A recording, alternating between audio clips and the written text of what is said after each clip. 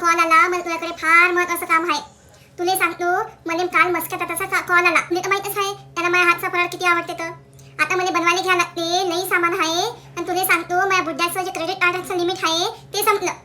तुझ्या निवडणुकी पायी, त्या फडणवीसाच्या निवडणुकी पायी, तुम्हाला जितून द्यायच्या पायी अख्ख्या गावाले आम्ही पार्टी दिली लेख हो.